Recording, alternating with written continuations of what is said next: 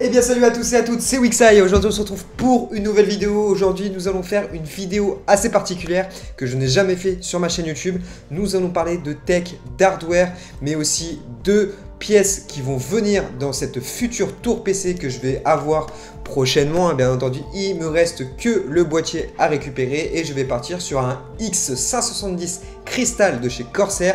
Une tour assez ancienne, je vous l'accorde, mais que je trouve hyper design. Avant de commencer, bien entendu, on n'oublie pas les automatismes.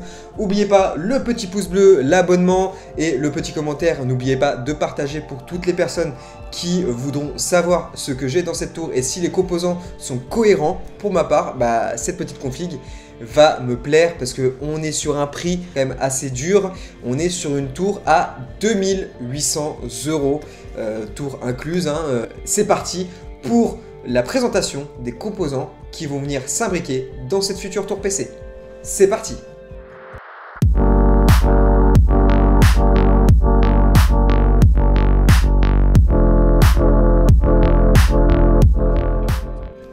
Donc, on va tout de suite commencer par le cerveau de la tour. On va parler processeurs. Et les processeurs, il y a deux sortes de processeurs. Il y a les processeurs Intel et les processeurs AMD. Les toutes dernières générations sont sorties fin d'année dernière, donc les Ryzen 7000. Et je suis parti donc sur cette génération-là et pas n'importe lequel. J'aurais pu prendre le 7950X, mais il était un peu cher quand même. Je suis parti sur un Ryzen 9 7900X, donc un processeur 12 cœurs 24 threads, un processeur certes qui chauffe un petit peu, mais vous inquiétez pas, on va venir le refroidir avec un système de refroidissement, voilà, plutôt pas mal. Un processeur, voilà, que j'ai acheté 450 €, neuf, bien entendu. C'est un processeur que j'ai vraiment hâte de pouvoir installer dans cette carte mère, et la carte mère, elle fait vraiment plaisir aussi. Nous allons continuer par les composants qu'on va venir mettre sur cette carte mère. Et d'abord, je vais vous parler de SSD, de disque dur SSD en NVMe. Pourquoi je vous dis des SSD? Parce que j'en ai pris deux. Pourquoi deux? Pour vraiment différencier le disque dur qui va faire tourner Windows et le disque dur qui va faire tourner les jeux.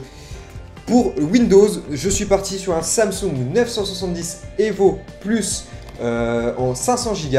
Un disque dur que j'ai acheté 70 €. Voilà.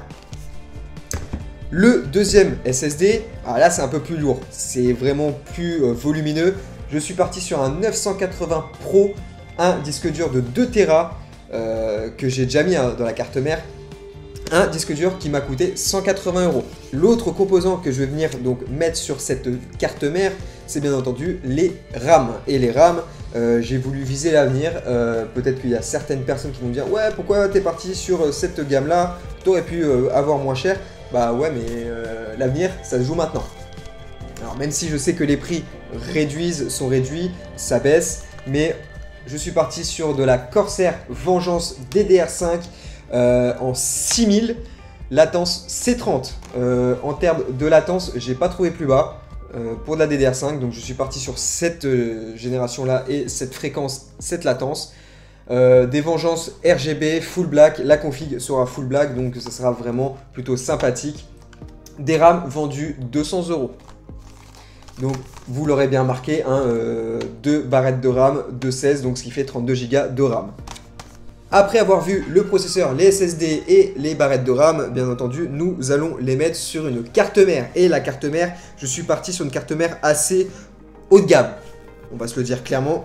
Une Asus ROG Strix X670E-F.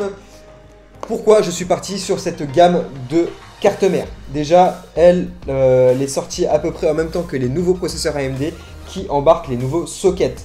Les nouveaux sockets AM5, ce qui veut dire c'est qu'en fait à la base les processeurs AMD, c'est le processeur qui avait tous les petits picots de connecteurs sur les processeurs, et à partir de la M5 ce n'est plus le processeur qui ont ces connecteurs là, c'est la carte mère directement. 4 slots de RAM, et ce qu'il ne faut pas oublier, c'est que les RAM, il faut les mettre surtout à des emplacements spécifiques si vous en prenez que 2. Les ports indiqués avec une astérix, ce sera le port A2 et B2. A2 c'est le deuxième important de la gauche et le B2 c'est le dernier. Compatible Wi-Fi 6, DDR5, nous pouvons aller jusqu'à 128 Go de RAM. Voilà, une carte mère qui m'a coûté quand même à peu près entre 450 et 500 €. Prix de vente 500 €, je l'ai eu à 450. Du système de refroidissement. Ce qu'il faut savoir, c'est que dans les PC, vous avez deux systèmes de refroidissement. Vous avez les ventirades, soit les water cooling. J'ai préféré partir sur un water cooling parce que je trouve ça plus esthétique. Et je suis parti sur un H100i Elite KPLX de la marque Corsair. Un water cooling en 240 mm, donc avec deux ventilateurs de 120 mm. Une tête de pompe qui est modifiable. Là, vous le voyez, elle est black, mais on peut la mettre en white aussi.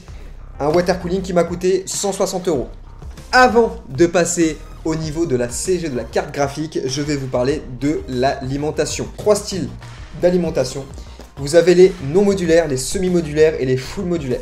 Là, je vous présente une alimentation RM850 full modulaire. C'est-à-dire que vous avez votre alimentation qui est là avec tous les connectiques qui sont totalement libres. Et le full modulaire, c'est ce qui vous permettra de brancher que les câbles qui vous seront utiles. Alors que si vous preniez une alimentation non modulaire, tous les câbles sont branchés et allez devoir vous démerder à essayer de cacher les câbles que vous n'avez pas besoin. 80 plus Gold, vraiment une alimentation plutôt sympathique de la marque Corsair. Comme vous le voyez à l'arrière, les câbles sont blancs. Et je sais que je vais faire un jaloux. La carte graphique. Ce qu'il faut savoir, c'est que vu que je suis parti sur une config AMD, j'ai préféré rester sur une carte graphique AMD, ce qui veut dire Radeon. J'avais le choix entre deux cartes graphiques. J'avais le choix entre une 7900 XT avec deux modèles différents, donc une Founder de la marque XFX et une XFX Custom.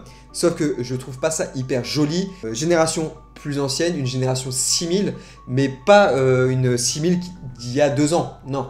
Une 6000 qui date de 2022 et je suis parti sur une 6950 XT de la marque Tough Gaming en 16 Go de VRAM, overclockable avec un beau système de ventilation, ce qui va nous permettre d'éviter que la carte graphique surchauffe.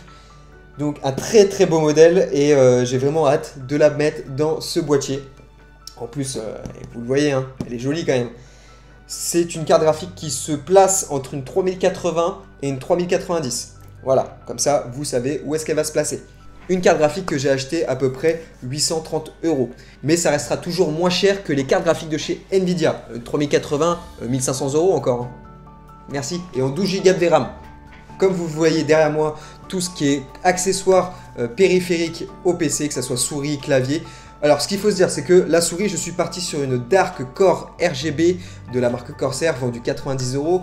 Un clavier K95 de la marque Corsair aussi, vendu 200 €. Un casque Virtuoso Wireless SE, vendu 200 € aussi. Et le support de casque Corsair, vendu 70 €. Comme ça, on est en full Corsair. Et ce qui est bien, c'est que si vous prenez un écosystème Corsair, le RGB, vous pouvez le régler via une seule application, iCUE.